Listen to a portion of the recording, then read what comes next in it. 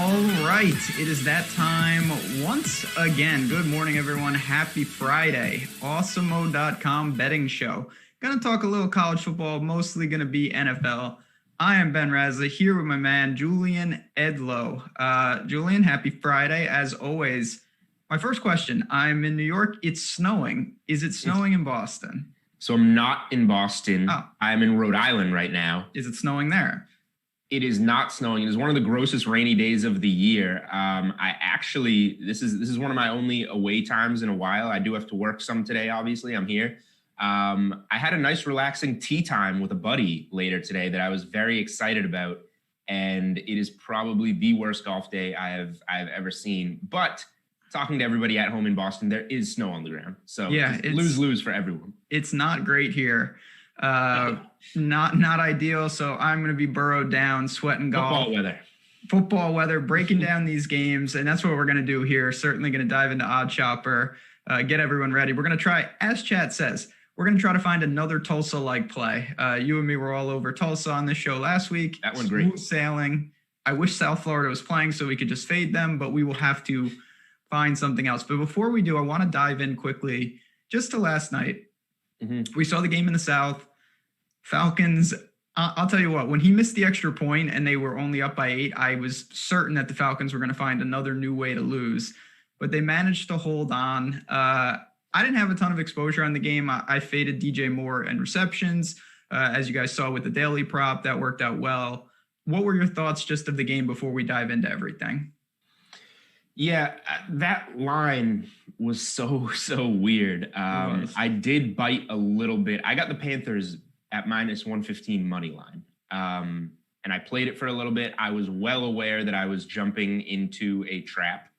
And I thought that I would be able to, that I was smart enough to be able to handle the trap, that I would be able to get through it. But obviously, like, everybody thought that line should have been bigger. And then it comes all the way from 3 down to a pick 'em in some spots, 1.5. It was weird, and the Falcons, talent eventually won out on the road. Not much of a take on the game. Like, this is kind of what the Falcons do. They start horribly. Maybe there's some value on the Falcons moving forward. They did just get a nice road win, so I don't know what their what their value will be moving forward. But they do kind of finish strong once there's no pressure and they're completely out of it. So I guess that's something to keep an eye on. The Panthers, nice story. They're playing better than we all expected them to be, but I don't think they're a playoff team or anything. From a betting standpoint, I told you before the show, I liked your article on DJ Moore receptions a lot. I played his over yardage. I thought about going your route as well, but they were kind of conflicting bets. And I just felt we only needed 3 or 4 receptions to get there against that Falcons secondary. And of course, he doesn't catch anything for a few quarters, and then 2 for 55 in the fourth quarter. I think it was just needed 1 more to get there. Didn't work out. And the other prop I wrote up in the article for Awesemo yesterday was Todd Gurley to score, which I saw at as high as like minus 160 on other sites. DraftKings had a pretty good number on it at minus 121. Gurley had scored in 5 of 7 games, 7 touchdowns in 7 games. Now he has 8 touchdowns in 8 games. That one worked out. But yeah, no crazy takes on the game. It was kind of roughly what I expected, although I just thought the Panthers would be on the winning end of it. Yeah, you mentioned a couple of things. I don't have many takeaways. The Falcons are a team, I think nobody's doubted their talent. So they can beat teams, they can look good. It's just, can they sustain it? And then the Panthers, they're kind of just that, for me, just like that standard middling team. They've beaten teams like the Cardinals. They're going to have some bad losses. Not a team I have a great grasp on. We'll see. McCaffrey should be back. It's a tough team to bet. Really tough to bet. Either way. Because their spreads always look one way or another. It's like, wow, I thought that would be much higher or much lower. And I think that's just a product. I didn't feel like I was betting on the Panthers when I got them just on fading the Falcons. Pick 'em. I was like, once this gets to a pick 'em, I will bet on the Falcons to lose. And like you said, once the missed extra point got it to 8, it's like, ooh, how are they going to do this one? And they pulled it out. Yeah, it was just, listen, it was one of those games. Obviously, Gurley, I also think we should mention that he's leading the league in rushing touchdowns right now. He is finding the end zone. They are giving him work down there. Ridley banged up again. Julio was really good, but Todd Gurley is finding that end zone. So if you want to look at props like that each and every week, I will. That was one I was kicking myself about. Julio always gets the Panthers, like every time. So I forgot about it. And then he started the game with like 1 million catches right out of the gate. And I was like, that's right. Julio kills the Panthers. I kind of regret not looking at a prop there, but it obviously became easier once Ridley got banged up. Oh, for sure. But listen, we got through that game. We got plenty more to talk about on NFL Sunday. But before we do, a couple things. One, chat, it's good to see everybody. I'm excited for Halloween. I'm actually not. But we are running a promo, Pumpkin. You can get in. You only have a day left to do this for $10.31 for a Platinum Weekly Pass. You're going to get all the tools, Alex's ownership, the projections. We've got football. We've got golf. We've got all sorts of things to come and try out. So we're running that. Only a couple days left. We'd love for you guys to get in for a week and try it out. No better time to do it than now. And you're saving a ton of money by using this promo. So promo code Pumpkin. I'll talk about that again later in the show. But let's get to Friday Night Football. This is something I never thought was a thing, but the unique situation out there has, I guess, forced some unique things within college football. And we have 3 games tonight. They're not the best games in the world, but we've got 1 Big Ten game, 1 American game, and 1 Mountain West game. So the first game is Minnesota and Maryland. It's a 20-point spread. I don't know if you caught that. I don't know why you would have caught this, but Maryland played Northwestern. They lost 43-3. Tua's brother is the quarterback of Maryland. He was awful. He threw 3 picks. He gained less than 100 yards passing. Minnesota got crushed by Michigan at home, but they do have some talent. 20 points is a lot. I don't really have a position on the game. Is there anything that you want to talk about from that game? I was surprised when I saw the number. I knew the Michigan-Minnesota score. That was a primetime game that got some attention last week. I knew the Maryland number. I knew Maryland was like plus 11, plus 12 against Northwestern. And then I saw this number, so I wanted to check the box score. I was like, wow, that's a big number. Minnesota didn't look all that good. They had some guys out, and then saw that beatdown that Maryland took. I have no idea how to bet this game. I was curious if you had anything on it. It seems like 20 for Minnesota is just too much for the way they looked, and it seems like you would be stupid to back Maryland after they just could not get anything going. So I have no take. Maybe a game to get in on live. I don't know. Yeah, I mean, Minnesota's going to move the ball. Tanner Morgan is good. Bateman is a pro. Ibrahim in the backfield, a $140 against Michigan is impressive. So what about a team total play? Yeah, it's higher than I would like, to be honest. What is it? I'm pulling it up. So it's the over under of the game is sitting, I think it's 61. So their team total is sitting around 40 right now, give or take. That's a lot of points. Big number. Big number. 41 and a half. That's what I'm saying. That's a lot of points. Can they rack it up? Yeah, I guess they can. But if Maryland is this inept on offense again, I'm not sure Minnesota will need to. I could see it being 35-10. I could see it being 38-14. So. All right. So now I'm just continuing to think out loud. So now what about this is how I like when I don't know anything about a game, because it gives me better ideas. If I have a preconceived notion, you're biased. Then I'm, right, exactly. So now what about Maryland's team total 20 and a half? Can they get to 21? So that is going to be interesting. Certainly they're going to be passing. They have to be better. You can't be any worse than last week. Exactly. The problem is I just don't know what to really expect. They're so unproven. Minnesota's defense is not anything I'm overly worried about, but Michigan, we've only seen these teams once. That's really the problem. Mm-hmm. It's like the second week of the season for the Big Ten, and that makes it tough. So I do think live is interesting. Like, you'll be able to tell pretty quickly if Maryland can move the ball at all. And depending on how they look offensively, I think that's a domino effect for multiple team totals, for the over, for even a position on one of the teams. All right. So I'm going to watch the start of that game, and then I'm going to bet on something. And then what you're going to do, we've got 2 more games. The 9 o'clock game, East Carolina, 17-point underdog going to Tulsa. Listen, Tulsa. Tulsa's a team that we like. I think that's a pretty fair number. It would be Tulsa or pass for me. East Carolina's pretty bad. We saw what Tulsa did to South Florida. They have some COVID issues. We heard that in the broadcast. It's almost impossible to get information on this stuff. Unless it's Trevor Lawrence. That's right. I mean, it's not their quarterback, so they should be good. But I want to just get to the last game, and then we'll get to the NFL. Hold on. Can I ask you some stuff on this one? Please, go ahead. First of all, how bad is East Carolina? Because why is Tulsa easily a bigger favorite in this one than South Florida? Because the first thing I did, I wasn't fully aware of how bad South Florida is. And oh my God. I did bet Tulsa just based on some info I had before that. And then you kind of turned me on to how awful they are.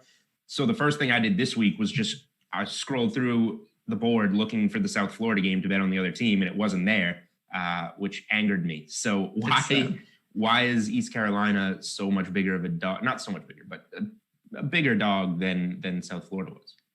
Yeah, I'm a little confused on that myself for various reasons. I mean, one thing, it's at Tulsa. Okay, true. I just don't know, though. Just looking at East Carolina, they crushed South Florida. They beat them by 20.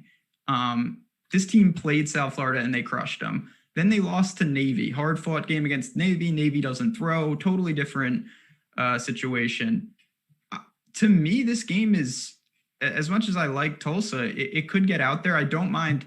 Actually, friend of the show in chat said bet down that East Carolina scores first. I do think East Carolina will be able to generate some offense. Just not sure if they'll be able to stop Tulsa. And ultimately, Tulsa should win out. I'm not sure I'm going to lay 17, though. It's a higher number than I thought, but I've been backing Tulsa the whole year.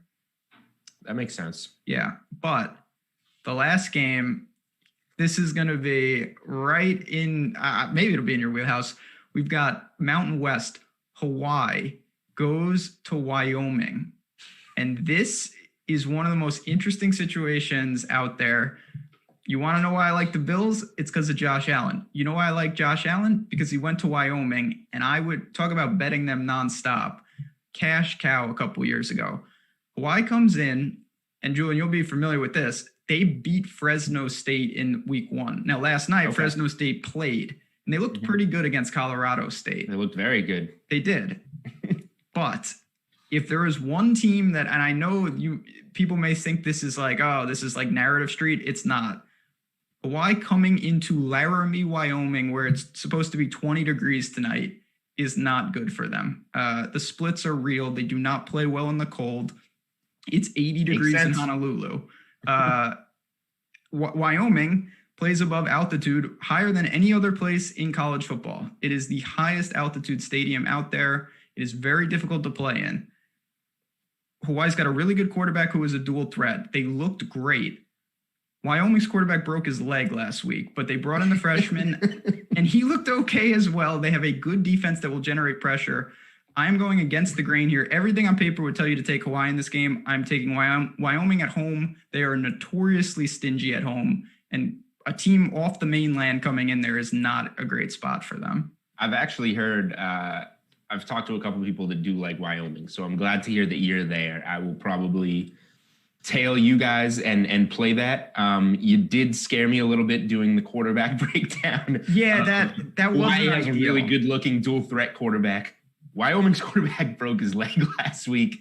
I don't love that part, but there's a reason they're slight 1 point favorites at home, I guess. Yep. So I'm gonna ride it. I'm in. Count me in. So the thing I like, Wyoming's quarterback who broke his leg, which is never ideal. He did it on the second play of the game. Okay, so we got a good look at this other kid. We saw this guy play. He's another dual threat. He had 2 rushing touchdowns for them. Very Josh Allen-esque. Very Josh Allen-esque. The biggest problem for Wyoming last week, they gave up 420 yards passing, which is not great. But again, this is going to be in the freezing cold. Not to say they can't move the ball, but it's just not the same conditions. Hawaii actually rushed for 300 yards last week, not threw the ball like they're notoriously known to do. I really do think this is a clash of styles, and at home in the cold, grind it out, get pressure. If they can contain this quarterback on the ground, and he's a good player, I think that Wyoming will find a way to win with the running game. Ugly game. Maybe you lean under as well. All right. Makes sense to me. I don't know anything about these teams. Wyoming, man. I'm a square for college football. I'm betting Ohio State on Saturday night. So am I. So that's okay. It seems like you just, Ohio State, bet on them Saturday night. But that seems too small the way Penn State looked and the way Ohio State looked. And they also, Ohio State wants to get Justin Fields the Heisman, which is now back open with Trevor Lawrence's situation. Yes. They want to look as good as they can in these 8 conference games. They do not let up. It's foot on the gas until zeros across the board in the fourth quarter.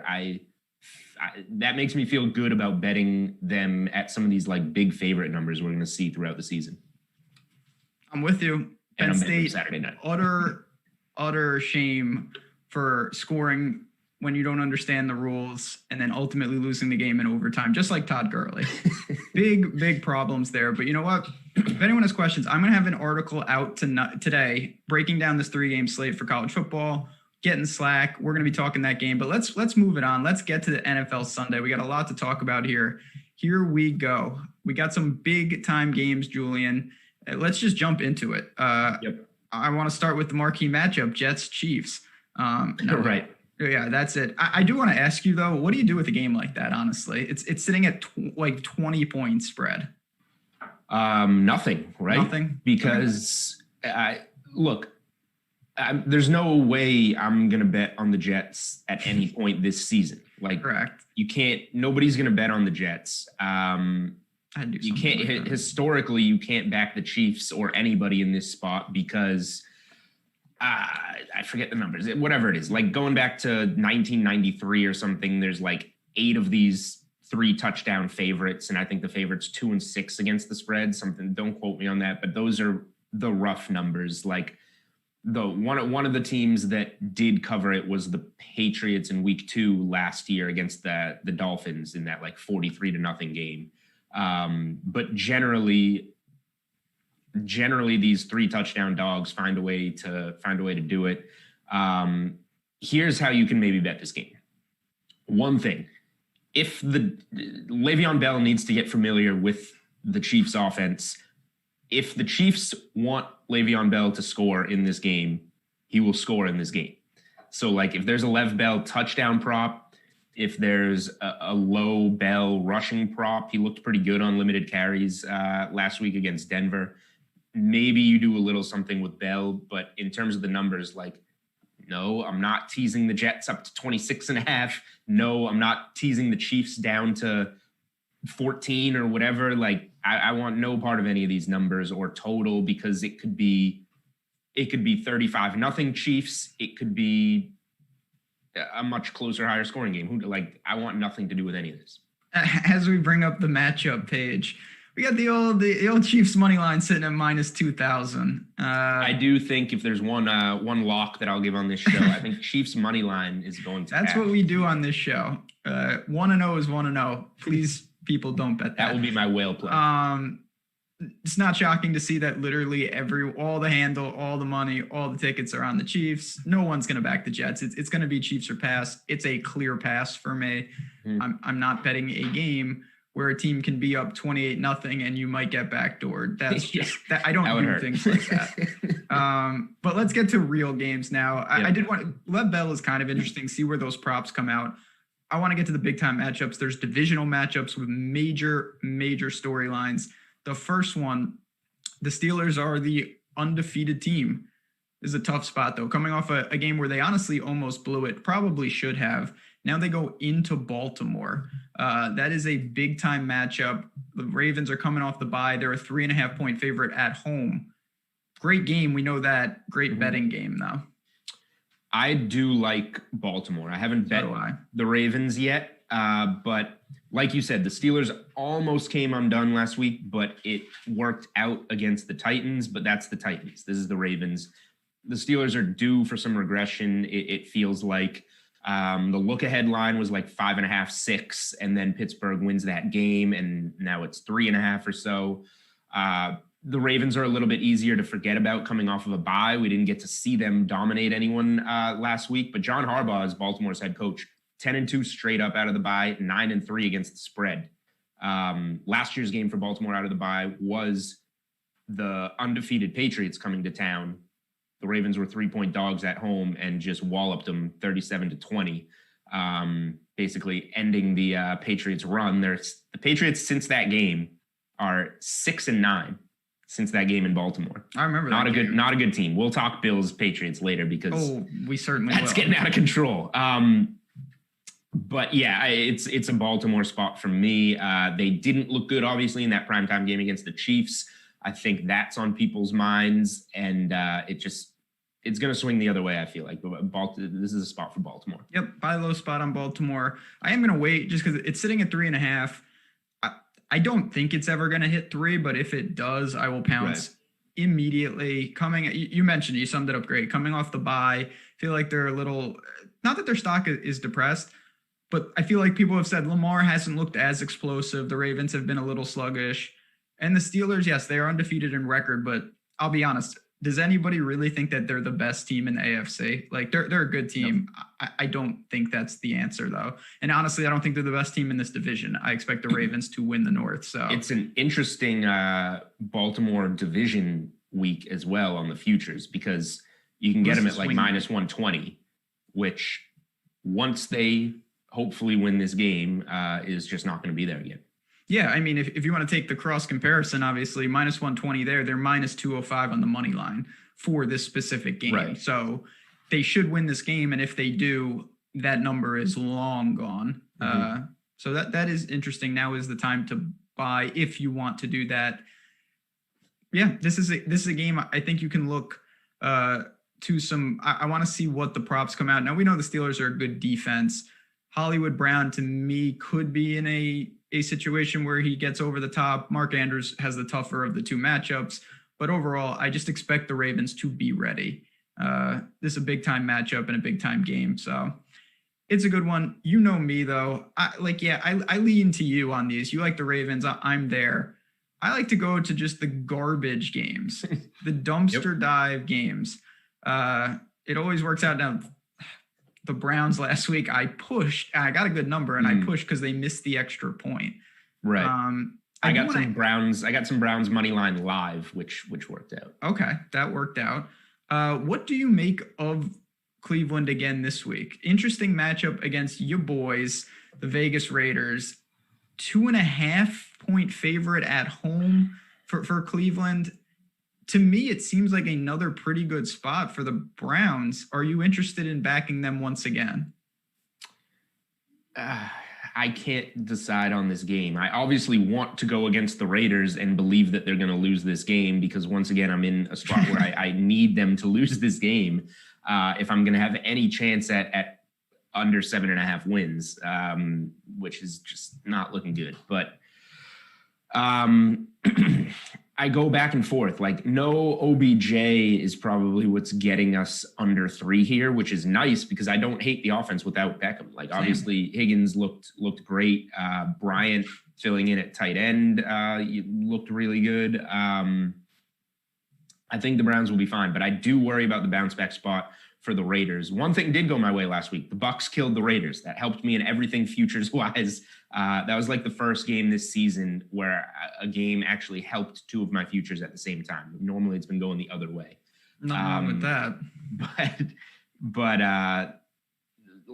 nothing from Josh Jacobs. I feel like this is a week for that the Raiders can get things going on the ground against the Browns and give them some trouble. It's a good spot for Darren Waller to get involved in the pass game. I most likely will pass on this game, but potentially get in live at some point. I don't think I'm going to back either side in the game.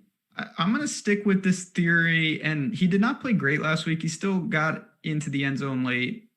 Kareem Hunt, Vegas run defense, 24th now, giving up a little over 4.5 yards per carry. again, in these game scripts where Cleveland is slight favorites, I think they have no choice but to lean on Kareem Hunt. And if the volume is there, the usage will, the yards will get there. It doesn't mean it works every time, but I feel so confident that he's going to get his touches on the ground. When that prop comes out, I expect to hit it again. I've been doing that. And I think with Beckham going down, it just makes it that much more likely that Kareem Hunt is heavily involved on the ground regardless. Yep, that makes sense. No argument from me there. All right, we're gonna keep it going. Couple other games that are kind of interesting. Do you want to talk? Obviously, you're gonna have to at some point try to spin the dumpster fire that is the New England Patriots right now. It's all hands on deck. They have to win this game. I assume you would think to have any chance in the division. Oh yeah, I knew that you were saving this one for I don't know when you were gonna get. I'm very nervous. You're obviously gonna jam it in my face at some point. I'll jam it next week. I'm very nervous about this game for the Bills. Okay. So I'm going to sound like a Patriots homer here. They have looked awful. They've been so bad. We talked about them on the show. We both kind of leaned to a Patriots bounce back against the Niners. I didn't bet it. I assume you didn't bet it either. Thank God. Obviously, that was just no chance, pure domination, run the ball down your throat, and the game's over. Now Edelman is, gone for this game. Gilmore has popped up on the injury report with a knee. I don't know if that's trade related or real. Things are gross for the Patriots. The Bills quietly didn't score a touchdown against the Jets. They looked bad. They looked bad against the Jets, and they lost 2 games right before that. So the Patriots are the story coming into this game, and rightfully so because of how awful they've been, but it overshadows how bad the Bills have been 3 weeks in a row. So I think this is going to be a grosser game than expected. I think there's going to be a lot of running the ball. I think this could be an under game. But in terms of a side, if you made me bet this game, I don't think I'm going to take a side. I would play the under if I had to play one thing. If you made me take a side, I would bet Patriots money line to bounce back in this game because they have to have it to have any chance at this season. And if they don't win this game, I have no interest in backing the Patriots in any other way this year. I lean to the under as well. It's a low total, but for good reason. Yeah, the Bills went with the 6 field goal strategy last week.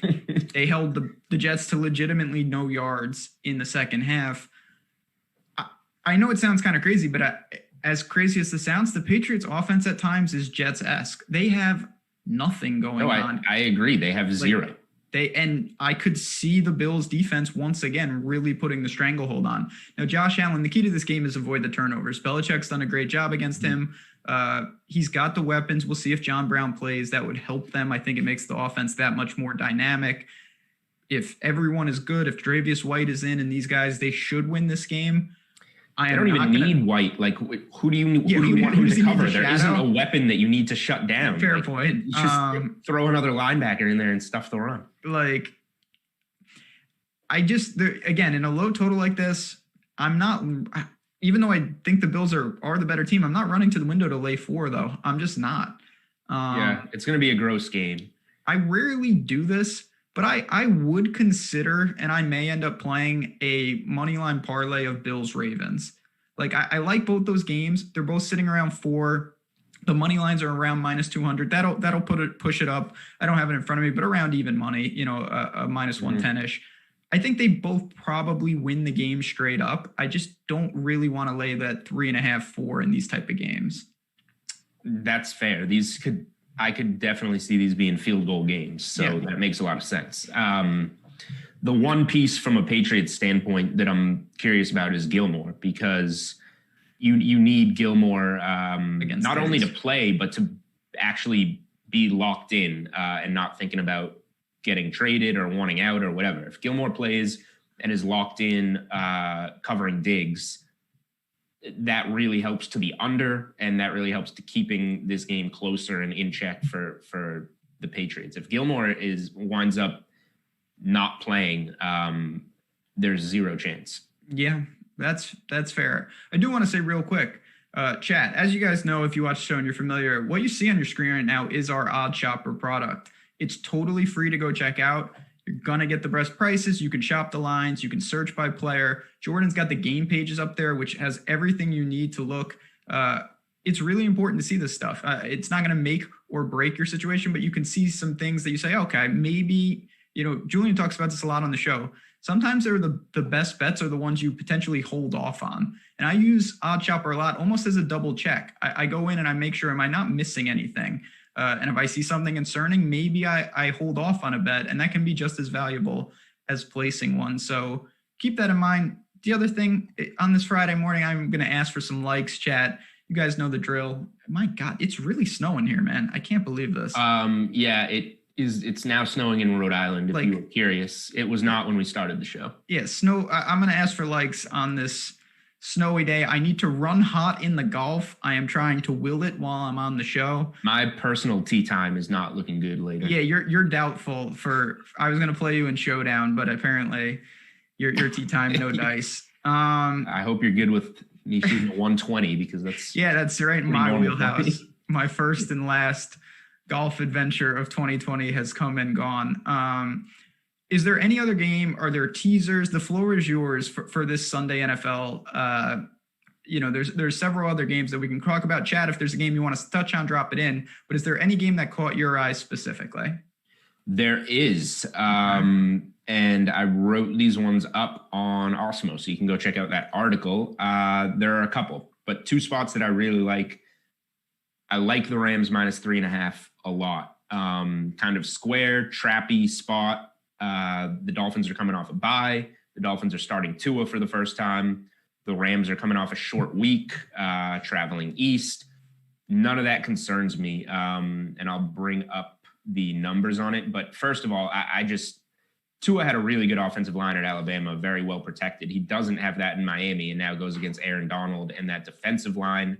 What a bad first game. Oh. It's just think about it. Forget the numbers and, everything that we want to get into. Like, it's a weird spot to start Tua, isn't it? Seems hard. Well, I've already I get coming off the bye, but I honestly, and I'm not going to derail the show with my Justin Herbert slander. I will say, though, I honestly believe that him getting thrown in there and being really good, and Burrow looks good, has turned up the heat on the Dolphins, because every other guy is playing well. And now it's like, well, what are we waiting for? But coming off crushing the Niners, didn't that feel weird? Like, they crushed the Niners. Fitzy looks great. And then they're just like, all right, you're done. Yeah, it's almost like this was preconceived. Yep. Like taking Blake Snell out the other night, and the Dolphins just said, tough scene. This is when we're going to go with Tua no matter what, but bad matchup. So yeah, I think that the Rams defense is going to give Tua a lot of trouble. And then here's the numbers that I got from Bet Labs. Since 2003, teams on 6 days rest facing an opponent off a bye, 25-9-1 against the spread. So the spot, if you're concerned at all about the Rams, you should not be. If that team with 6 days rest is on the road, 11-1-1 against the spread. If the team on short rest is the favorite, 14-3 against the spread. If the team on short rest is a road favorite, 4-1 against the spread. If the team on short rest is a West Coast team traveling east for the early game, 3-0 against the spread. Every single number backs the Rams, and my eyes tell me to bet on the Rams. So there's that. They do look good. I mean, it's been a weird little stretch for them. Obviously, they come off Super Bowl, then Sean McVay. I didn't think he looked great, and now they're starting to do some things that are innovative again. And, the offense looks good. They've got the state. They're a tough team in DFS because they use a lot of guys. I think Henderson's the best back. Malcolm Brown gets in there. If Higbee doesn't play, we've seen Gerald Everett looked really good last week. Reynolds, they've got the guys on the outside. I think the biggest storyline clearly in this game is that they're going to get pressure on Tua, and we just don't know how he's going to react. I wouldn't be stunned to see him react poorly in his first NFL start. Yeah, that's where I'm mostly leaning there. Okay. And really quick, the other one that I like a lot, we talked about Baltimore. That's one that I do lean to. I like the Packers -6 a lot. Against the Vikings? The Vikings stink. They don't do well in Green Bay. Last 11 trips to Green Bay, they're the Packers are 8-3 against the spread hosting the Vikings. We saw a 9-point win against the Vikings earlier this year. Packers won and covered both times against Minnesota last year by an average of 9 points per game. It's just not and Minnesota in the bye kind of showed us they're shutting it down a little bit. They took whoever the D lineman is that they acquired from Jacksonville in the offseason. They took him, repackaged him to Baltimore. Hunter, they shut down with season-ending surgery. So, like, it just feels like they're a little bit out of it. They're just bad. Yeah, that team. They stink. Disappointing year. Packers, I'll be honest, I don't know how good they are. Obviously, really good record. They bounced back nicely against Houston and whatnot. They've got the weapons. Devontae Adams against this secondary. We saw it in week 1. He's going to have his way. We'll see what the weather forecast is, but weather's the only real concern for me in this game. Like, Rodgers getting it all the way downfield to Adams could become a little bit more tricky. I still think they'll be able to connect for enough to get this done. And even without Aaron Jones, the rest of the backs for Green Bay, that's fine with me. Are you just you're willing to lay the points here? Is this a game that you're looking at with teasers or more just you'll lay the 6? So I don't know if I have another teaser piece is the problem, but yeah, obviously you can tease them. I think if you want a 3-day sweat money line parlay, I think an interesting one for around even money is freaking Tampa. These bums. Ohio State on Saturday night, Green Bay on Sunday, and Tampa on Monday night. I'm very confident in those 3 teams. It pays right around even. Not bad. Assuming that we don't blow it on Saturday or Sunday, you get a nice 3-day sweat right there. Yeah, and listen, I mean, Ohio State, we're not going to spend – I have a show tomorrow morning, Matt Gajewski, and we are going to break it all down. They're going into Happy Valley, but there's not going to be 110,000 people bearing down on them. That makes – I've been to those games. It's quite loud. That's a huge, huge difference, and Ohio State is just the better team. There's no doubt in my mind. I got the other piece for you for the teaser. You're not going to like it. Let's put one together. If you want to go that route, it's the Lions. I know that seems gross. They're 2.5 to 3-point dogs at home. You can get that up to 9, 8.5 against the Colts, who I'm just not a believer in the Colts. And I'm with you. I'm not a believer in Matt Patricia either, but they've got some weapons. They've turned to Swift in the backfield. I think that makes all the difference. Stafford obviously doing things, coming off a lucky win, but a win nevertheless against the Falcons. Indy away from not that they're going into another dome, but Indy away from home. I just think this game stays close. I think it's a complete toss-up game. I don't see either team winning by double digits. So hence, if you're going to give me 9 points, feel very comfortable. If you want a second leg of a teaser there, I know a lot of times people with teasers, they tease the favorites down. I have no problem in a game with a reasonable total to tease the Lions up here. I think they're just fine in this one. Yeah, I don't hate it. Like you said, I don't do much of that, but I don't mind teasing. I don't mind teasing a dog up if it's the right spot. I don't like the Colts at all. I think they're a gross team. I just have issues backing the Lions because you don't always know what you're going to get. But I don't hate it. I mean, you could find a lot worse spots this weekend. No doubt. All right. 2 games, then we're going to talk some Survivor. We'll give an upset pick or 2, Chad, and then we'll bounce on out of here on this Good Friday. We got plenty of stuff coming up, though. Stay tuned. NFL shows all weekend, big time slates in college and obviously pro. So a lot of money up for grabs. Stay here on the Awesemo Network. If you haven't subscribed, hit the subscription button on YouTube. Helps us out. Hit the notification bell. You'll know when all the shows go live. We have so many shows. You can stay informed. MMA. That sport never takes a week off. It's absurd. They just they live in wherever Fight Island is and just do that every week, I guess. I want to ask you, though, about the Niners in Seattle. Obviously, Seattle blew what was an extremely outrageous game against the Cardinals. Frustrating. I thought at home this would be a bigger spread than it is. Seattle is sitting as a 2.5-point favorite. I guess the question I have is I have no pulse on the Niners. Are they even good? We know how hurt they are. What do you make of this big-time game in the West? So the win against the Rams was somewhat impressive. It was, yeah. 49ers. The Patriots won. The Patriots just laid down and let the 49ers run all over them. I don't think it said that much about the Niners. Now, Seattle's defense is not good, so that is a concern. This is a tough game. I think there's a lot of good DFS value on the San Francisco side. Okay. But this is a Seattle or pass for me. It's a nice bounce back spot for Seattle at home, obviously. I am pretty heavy on the Seahawks in terms of futures and stuff. So I do believe in them. I don't believe in the defense. I believe in Russell Wilson. So this is to getting 2.5 over 3 is a pretty big deal. I might wind up on Seattle, but I guess this is the game that leaves me a little confused. And it was the game that left me a little confused last week. I didn't wind up playing a side on Seattle, Arizona. And that one was, like you said, a very crazy game. So I don't know. Maybe it's a stay away spot, given what we've seen from both teams recently, but Seattle or pass for me. Going against, and doesn't always work going against the public. Obviously, sometimes it's nice, sometimes it's not. Seattle's over has been cashing seemingly automatically. I'm going to the under here, 54.5. I think that the Niners can control the tempo on the ground. It's really going to shorten the game.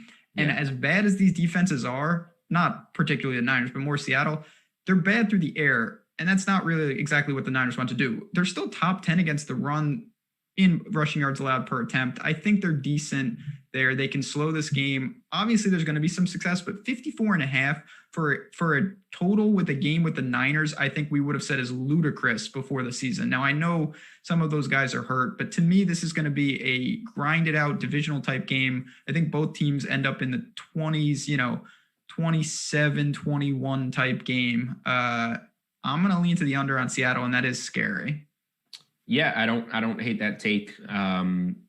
Last week I liked the over, and Arizona was had hit every under coming in. Mm-hmm. So that was kind of a conflicting game, but everybody the perceived notion on the Cardinals was that they're like this high flying offense, but they hadn't hit an over all season. And that one obviously soared over. This is, like you said, going to be a completely different game because of what the 49ers want to do. So I agree with you there. They're going to try and slow this game down, and you don't have to slow it down that much to stay under a total like this. No, I mean, right now, and again, these are secondary type things, but San Francisco is third in the league in time of possession per game. They're keeping the ball around 33 minutes a game. I think we see that again. And yes, Seattle can quick strike. There's no doubt. But if the Niners control the clock severely, there's just not going to be that many possessions. And I will lean to the under. I think they can get stops. So that's where I'm going. But now I'm honestly most excited to talk about this game of all the games. What do we do? I have questions. I'm staring the Eagles to win the East in the face. It's like minus 150-ish at some places. They have a game against Dallas. What do you think about the game, and what do you think about the East, which we all know is laughably bad?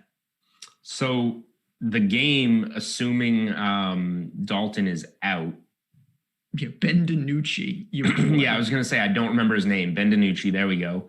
Well, we're not going to bet on him, are we? So can confirm, no. It's such a gross game. I wouldn't touch the spread at all because I have so little faith in the Eagles, who were down 11 halfway through the fourth quarter against the Giants.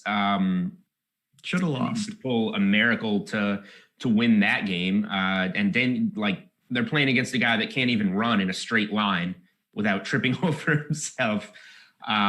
This division is laughable. It's awful. Before that Giants game, I was banking on the Eagles winning that game. I took Philly plus 135 to win the division. So I'm sitting on a nice number there. I think I might join you. Even laying the juice now at minus 150-ish, I think you have to do it. Because I'm not even going to make the argument for the Eagles because they kind of suck, but they have a good quarterback, and they have some pieces. And my counter argument would be, okay, so tell me who is going to win the division and why, because the Cowboys have Ben DiNucci. No. The Giants. No. The Giants. Washington suck. And would be the biggest Washington football team would be my next pick, but they're not going to win the division because they're the Washington football team. I don't know what to say. It's process of, listen, the Giants are not, the Eagles just beat the Giants. The Giants are not winning the division. They're out.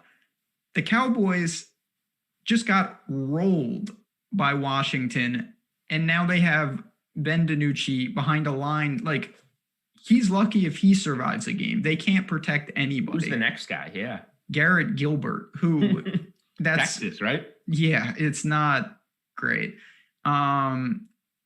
Washington beat the Eagles in week 1, but the Eagles have a tie, so it's never going to come down to the head-to-head anyway. So that doesn't really matter. If and / when the Eagles win this game, similar to Baltimore, this price is gone because the Cowboys will be officially done. Not that they're not already, but I think this is the time, as gross as it is, you're really hunting for like 7 wins from the Eagles. I think that will probably do it. Maybe even less, as crazy as that sounds. So I'm going to take a position. I don't think I can bet this game. I'm not going to lay 9 points with a team this bad, even though I may look at, do you have any feel on the team total for the Cowboys? No. I mean, they generated literally no points basically last week. I don't know how they score. Yeah. How good is Philly's defensive line, I guess, is my question. I don't have a good feel for them. Yeah, I mean, I'm sure they will try to, of course, get Zeke involved. They have to, but at this point, it seems like it doesn't really matter behind this offensive line for the Cowboys. Like, they're just, all their starters are gone. Zach Martin going down, I think we both talked about how big of a deal that was. That was holding that group together, and now it's just in shambles. Yeah, I guess the other thing is team totals against the Cowboys, because that defense is so bad, have been hitting on the over. Oh so, my God, what a team! Yeah, I guess I need to think about it, but I don't you could bet the Cowboys team total under. You could bet the Eagles team total over. I wouldn't argue with you on either of those plays. The Eagles are going to win the game. I'm not laying 9. I don't want to tease them. I don't want to put them in a money line parlay because it's so expensive. Yeah, minus 385 is a lot for a team. Yeah, like way too much. So I don't know what to say. I think you're right. You got to be, the move is Eagles to win the division, and you got to just be patient to get your money. Yeah, I think that's the way to take advantage of this situation. We'll see. I don't know where else you go. To me, there's nothing to do besides that. I'm not saying you have to bet the Eagles, but someone convinced me otherwise of why the Cowboys, the Giants, or Washington is going to win the East. I don't see it. So also to keep in mind, not that this is really that pertinent, we have to monitor. We have a similar situation as the Raiders last week. The Giants offensive line has the, I don't know what you want to call it, like the COVID cloud hanging over them right now. I believe one guy was positive, so the contact tracing, the entire Giants offensive line right now is questionable. I'm not saying they're not going to play, but just if they sit, I assume that's it. You're immediately looking to adjust some things. Yeah, it's a lot of points with Tampa to begin with. Yeah. If the Giants don't have an offensive line and Tampa has a problem. If Tampa has a very good defense, Tampa's been the opponent of the team both weeks that conspiracy theory, I think not. Tom Brady again. So yeah, I mean the Bucs are regardless of the O-line, I think the Bucs are a money line piece if you're making a parlay. And I guess if you want a teaser piece, if this is still at like 12 and the Giants are without, call it 2-3 offensive linemen or something, tease that to 6. That's fine with me. Tampa's going to win this game by at least a touchdown, I would say. There's some ways, I guess, to back Tampa. Yeah, if for some reason we get word, I will look to short, the Giants props. The Giants team total. Giants team total could be an under. Yep, team total. I would say I would short their rushing props, but Like they don't really have rushing props because they have no running back. I don't know how you short like Wayne Gallman under 6 yards. Like, so that doesn't Sounds seem good like to a me. spot. So sick. All right. Like I said, we hit on a bunch of games. Certainly Julian has a ton of content over on the site. I will be writing up an article as well. Find us on Twitter. You've got all that. It's going to be interesting. I do want to turn quickly to Survivor before we get out of here. So last week, you astutely, like everyone else in the world, mentioned that the Bills would be 60, 70% owned in leagues, and they were extremely popular. They got it done. I went with the Chargers. I felt really comfortable at that, and they got it done. They looked good. Mm-hmm. I think that the Jaguars, Minshew's got a broken thumb as well. They're a disaster right now. Yep. We talked about the Bills being a free square. If there was a free square of all time, it's this week. If you want to move on and you have the Chiefs, you can just do that. I know it's obviously dependent on who you have left and who you've used, but what do you think about them? If it's not them, I assume you think maybe Tampa would be the other team. Right. It's a weird week because we have, Tampa, Kansas City is a potential Super Bowl matchup. And we have them playing the New York teams, which are just a couple of layups. So my question is, which one is more valuable to save? Probably the Chiefs. So I'd probably go Tampa. And if you're not using those two, who do you use? The Eagles? Is that, I guess it's safe. And I guess it's safe enough. You don't want to think about it as taking the Eagles. You want to think about it as going against Ben DiNucci and the Cowboys. I don't know. Weird week. I would probably, I want to say Tampa. I would probably go Eagles and save my Tampa and Kansas City. Eagles is interesting. I mean, it's very gross, but you also have to look at the numbers.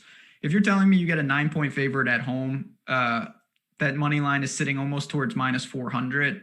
That's a pretty, on paper, safe play. Like those teams win at a high clip, obviously. So you're burning a team in the NFC East. Clearly, the goal is to get rid of the teams in the NFC East as fast as possible. So for me particularly, I used Tampa already, so I just used the Chiefs this week. I'm just going to burn them. Yep. I think the Eagles is kind of interesting. I didn't have them available either. So I had no choice. I'm not going to take even though I think the Packers is fine, you're just getting into a whole different category of safety. Yeah. I think there's 3 distinct answers. 2 are layups. 1 is a bad team against a team that's even worse. That's fair. I think we did. So what are the chances that you golfed today? 0%? It's it just kind of stopped snowing a little bit. It's higher than I would say golfing. 0%. 0%. That's unfortunate. It's also my house almost blew down during the middle of this show. So not ideal. Oh, Mike D'Antoni, Jordan Klein breaking the news in chat. We see you over there getting up early to produce the show, and we appreciate it. And chat, as always, you guys, we appreciate you getting up with us, talking a little football. We got plenty coming. Again, Oddsshopper, so much at the site. Promo code PUMPKIN if you want to get in. $10.31 for Platinum Weekly. Really good deal, and we encourage everyone to come check it out. We're going to bounce on out of here. Me and Julian do some things. Prepare for Wyoming tonight. Let's go Cowboys at home. On the Wyoming Cowboys. Hopefully it's snowing up there. The colder, the better. So if you have any questions, like I said, articles will be out. We will be available in Slack. You can hit us up on Twitter. Thanks, everyone. Hit that like button on your way out. Good luck this week. Hope to see you at the top of the boards. We'll see you next week. Same time, same place.